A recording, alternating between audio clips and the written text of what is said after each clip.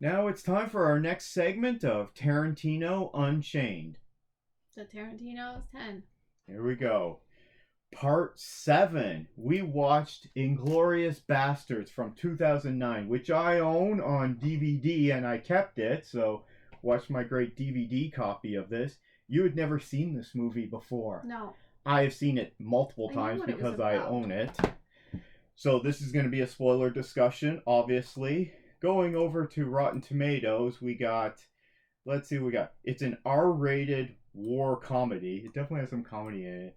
It is rated at 89% certified fresh on Rotten Tomatoes critic score with an 88% audience score.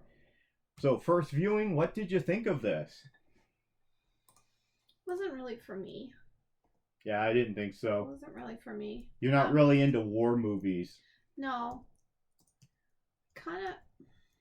I had some issues with the storyline. Spoilers. Oh yeah, we already said that, but I didn't get why they would suicide bomb the place. They didn't need to. Yeah, that didn't make any sense to me, but no, that didn't what make any did you sense. like about this movie? Any of the characters that you liked? I liked the concept of it. I liked for anybody that, well, there's not many people, anybody that survived the Holocaust and has any family or anybody, like, I think it's good to see. Like, it makes you get some vengeance back in a way. Mm-hmm. You could see if you could be one of those characters to, if you're a vengeful person, I could see them get their comeuppance is always good, right? Which he has that theme in a lot of his movies. That guy's getting their comeuppance. Yeah. Also, hyper violent, because that's Tarantino's movie world. There, all his movies are hyper violent. Are you kidding me? It wasn't as violent in the way that it wasn't as, I don't know. It was way more. I don't know. More stylistic, I suppose. Beating Nazis to death. Yeah, but it wasn't as gory as some other ones. What about the carving the swastikas there in the foreheads? I liked that part, but I felt it gave the Nazis a bit too much humanity as well, which I didn't like. I didn't like that part of it. How so? Well, at the end when she goes over to this movie star, because he's like, she thinks he has some more humanity because he regrets killing all those people in the tower, and that's how she gets herself killed. She goes over to him. Ah, yes. I didn't like... you're talking about Daniel Bruhl's character. Yeah. I felt it gave them a bit too much humanity, and when the general that they're, or whoever he is, the commanding officer that they're questioning their and then he gets the baseball bat. I thought he was too admirable as well. I don't know. I just didn't care for it. Okay, so I didn't like it. When Eli Roth comes out from the train tunnel, I'm guessing it is, or bunker tunnel, so he's the Bear Jew. Now, originally, I think the plan was they weren't going to cast Eli Roth, who we just saw in Death Proof in a small role there. He was one of the drunk idiots at the bar. Oh, okay. That was talking trash. So he comes back this as Bear Jew, but originally it was supposed to be Adam Sandler. And so if you had Adam Sandler walk out of there carrying the bat, and he's like that would have been a way bigger pop. I don't know why that didn't happen, but that would have been cool to see. I didn't care for Not that Eli Roth did a bad job. He did a great job. No, but I didn't care for that scene where they're beating that sergeant. I didn't like that at all, and I don't know. I love, of course, Christoph Waltz was great in it. Yeah. This movie is too long. I think it should have been more based upon him. It's 2 hours, 32 minutes. Now, the opening, so it's into 5 chapters, right? So the first chapter is when Christoph Waltz's character, who's an SS detective, goes and visits this French family who's harboring Jews in their basement. I did like that part. That went on way too long. But I like that part of it. And I get it. It's tension, it's suspense, and you don't know what's going to happen. However, I think you could have easily cut out half an hour, if not like 45 minutes of this movie, with just how long shots get drawn out. Dropped off halfway through. I don't know. It didn't make sense. Where were all the other guys as part of this group? And why were they going to kill themselves when they didn't need to? and the actress was going to kill herself too. They weren't in the mindset for dying. Also, the actress wasn't going to kill herself. They were all going to get blown up. They were all going in there to plant the bombs. I don't think the plan was that they were going to kill themselves. Well, they did, though, and they didn't have any problem with that. That didn't make any sense. Maybe that was just some bloodlust. They could have gotten out. Okay. Those guys. So the opening scene, there's a lot of suspense and tension, but they could have cut that down. The stuff with Brad Pitt and the Inglorious Basterds and Hugo... What's his name? Hugo Stulitz or something like that? I can't remember. Hugo Stiglitz. Hugo Stiglitz. All that was hilarious. The guy killing the Nazis. I didn't find it that funny, see?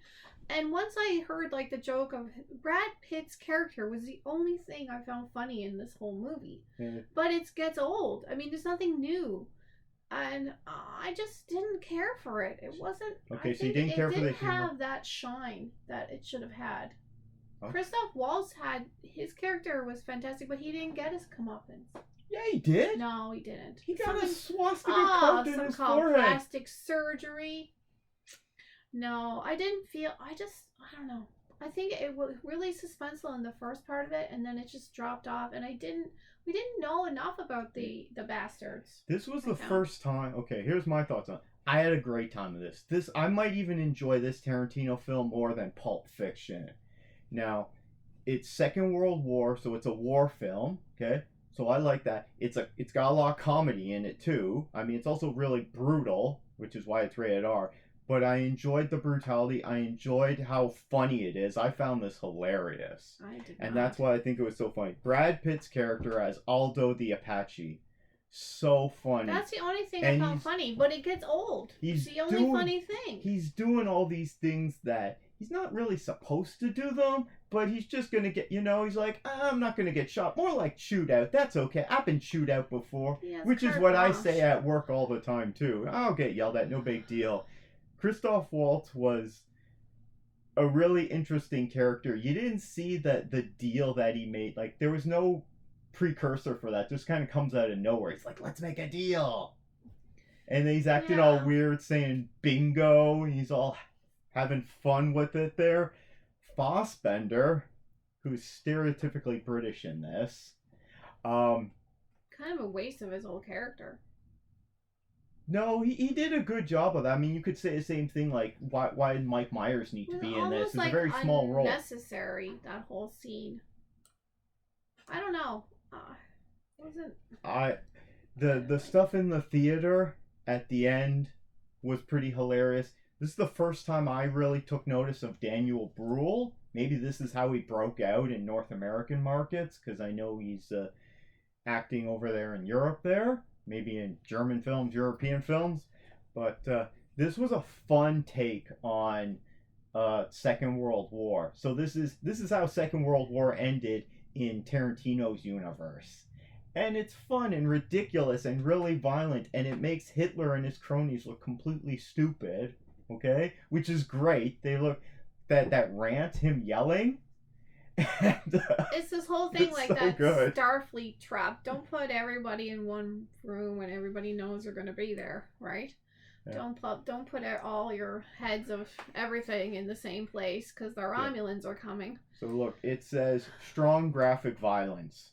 This is not going to be for everyone. Most people don't like war films, and they don't like some stuff with brutal violence in it. But I found this hilarious. If you're into Second World War films, or if, say, you're into Deadpool, because this has a lot of hyper violence like that, this might be for you. This might be my favorite Tarantino movie. That and Pulp Fiction are up there. I gotta think about it. What kind of rating would you give this? I don't know. For me, there wasn't enough character development. We only really have 3 characters that got developed, and that was what I really didn't like about it, because his other films have a lot of great character development. What were the 3? Christoph Waltz. Yep. Shosanna. Yep. And what's his face? The guy that shot everyone in the tower.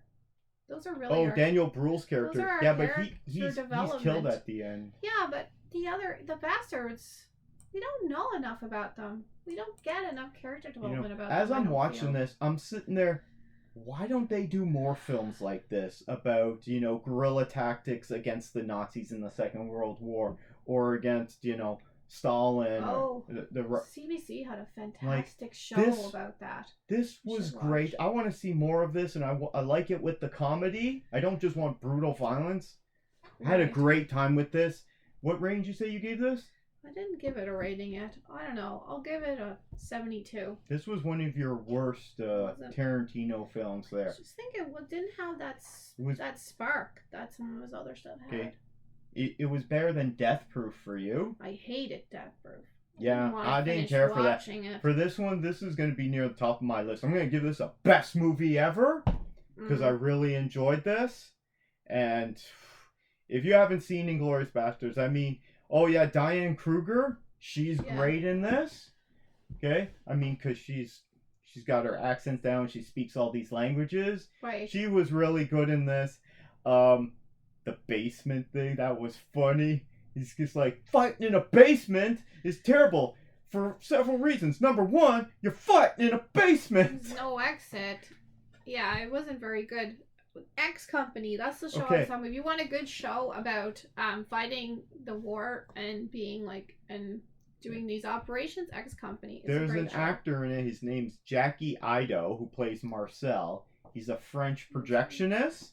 And every time he was on screen, he's speaking French, because he only speaks French in this. Yeah. The whole time I'm thinking, if Chris Tucker were in this, he'd be smacking the crap out of this guy. He'd be like, stop speaking French, have some self-respect for yourself. He's a French-born person. In one of those Rush Hour movies, I can't remember which one because I didn't like any of them, he was smacking around some Asian guy who was speaking French.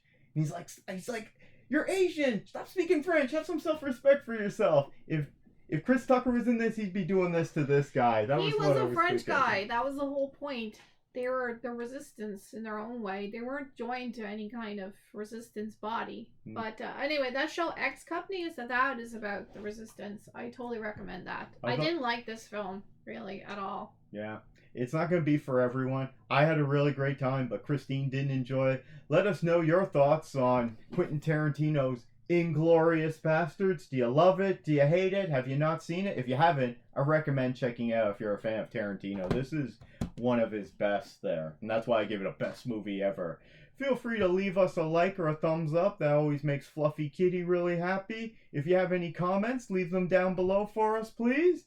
And that was part 7 of Tarantino Unchained. The Tarantino 10.